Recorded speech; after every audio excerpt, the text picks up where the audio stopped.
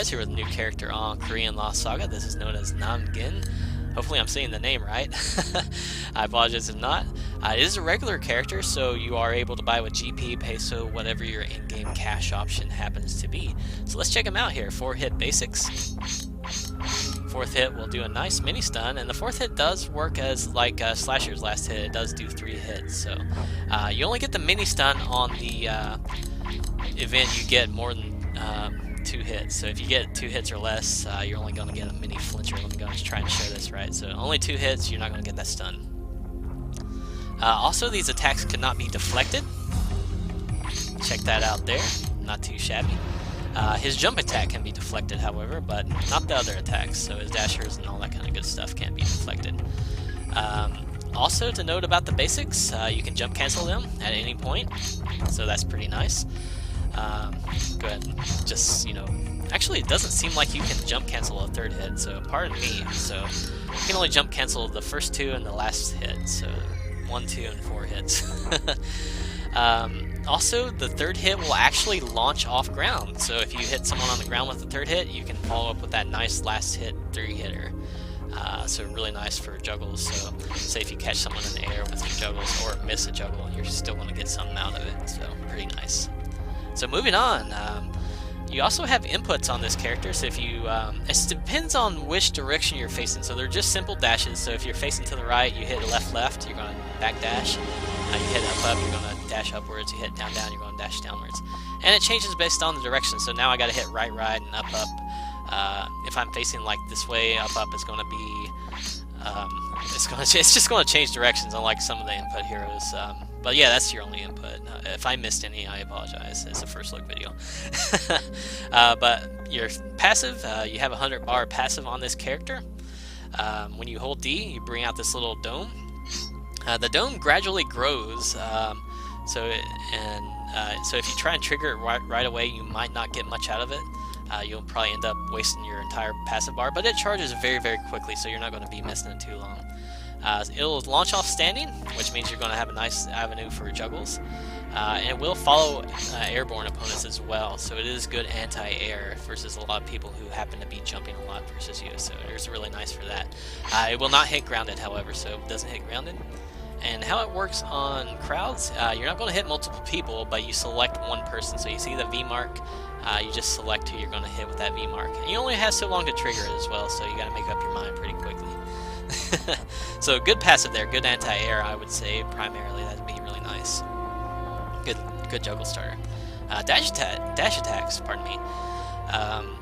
First hit of the light dasher, simple half feint flinch, and the second is a nice little launcher. You also have a hold D dasher, simple knockback, not too bad. You can integrate the hold D off your first light hitter. Don't believe you can do it off the second hit. No, you can only do it off the first hit, so I wouldn't really use the hold D much unless you got someone near an edge.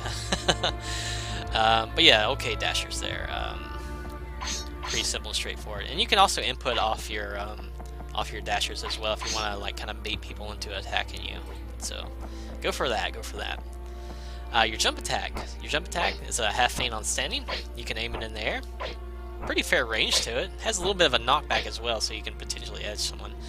If you hit airborne with it, it's going to do kind of a funny animation and throw them to the ground. I don't know if there's any more to that, but it might just be an animation change. I'm not too certain about that. Again, first look video.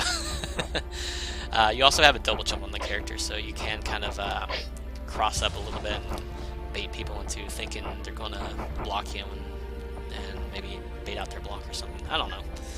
So let's go check out the other things here with our robot buddies. Haven't called them that in a while. Where are they? Oops, wrong key. Alright. So for defensive, you have a counter. It's kind of a slow wind-up, but it does work as a guard breaker. Let me go ahead and try and show the guard breaker element. I want to demonstrate the guard breaker portion of the counter attack, and you can see it breaks guards, so it went through the ice. So if you catch someone at the end of their combos and try a counter attack, they're not going to be able to block it. So really nice guard breaker forward moving slash there. So your other defensive capabilities, your helmet can actually be used as a half feint counter. And your helmet itself will actually deflect projectiles, which I can't adequately test in an HQ. but it doesn't deflect regular hits, but it will deflect bullets. So bullets in the game, Desperado, sudden attack, all that kind of stuff, it will deflect that. And this shield does last a very, very, very long time. So you can see it's been up for quite a while I've been jabbering along. So even, you see it's still there. So yeah, really long-lasting shield there. So it shuts down range characters tremendously, but it does disappear on falling. So let's get into the other skills here. So your weapon skill. You summon a little circle and lift someone in the air, slashes them a couple of times, and then puts them into faint status. This does work on grounded as well, so really nice there. If you hit, it seems like I hit airborne there, so if you hit airborne I don't believe you get the same effect, but if you hit grounded you'll get that nice effect. Your armor skill. This one's a little trickier to explain without having someone jumping around, but if someone jumps when you have this triggered, it will pull them down and slam them down on the ground. So even if you knock them up into the air, it's going to slam them down. So it's very anti-jump oriented. It will just, shut someone down who's trying to jump. It won't shut you down, but it will get anyone out of the air and pull them to the ground. And it does follow you around, so massive orb, massive anti-jumping capabilities with that armor. Really cool. Really, really cool. Helmet, again, is projectile defense. Takes away all projectiles, so really crazy. It does go away on falling, though. Trinket. Trinket's a simple stomp down, which seems to put kind of like, Brawler's Mark style stun, which is going to guarantee you 1 or 2 hits. So you could probably dash attack reliably off that, or do other things. And it does hit grounded as well, so you can do as you like with it. So pretty neat gear, but pretty average, I would say.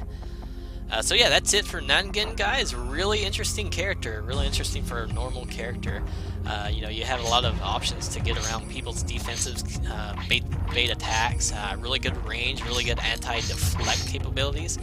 Nice juggle pickups. So good mix-ups. Good, not the best air game, but it's okay. Overall, really great character, guys. I'm just enamored with this guy. I love his anti-jumping kind of mechanics, because a lot of people in Lost Saga tend to jump way too much nowadays. So this armor will shut that down completely. Your passive will help with that in that regard as well. Really good weapon skill. What can you say? A really good character, I would say. Really interesting. I really like him. So hopefully you guys enjoyed this video. Thank you guys for watching, and we'll see you next video.